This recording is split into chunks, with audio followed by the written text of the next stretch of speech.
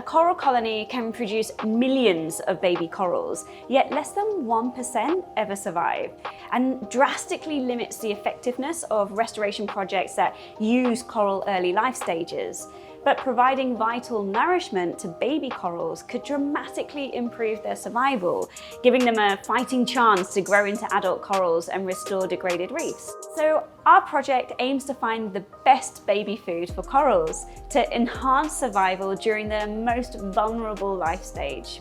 We are developing a large-scale, affordable, and easily replicable feeding method. We are intimately connected with coral reefs, relying on them for coastal protection, food, habitat, and even a source for novel medicines. But without help, coral reefs may not survive this century. Every reef system on the planet is losing corals faster than they're naturally replenishing. But to protect our reefs' futures, we must take bold action on climate change and ocean pollution now.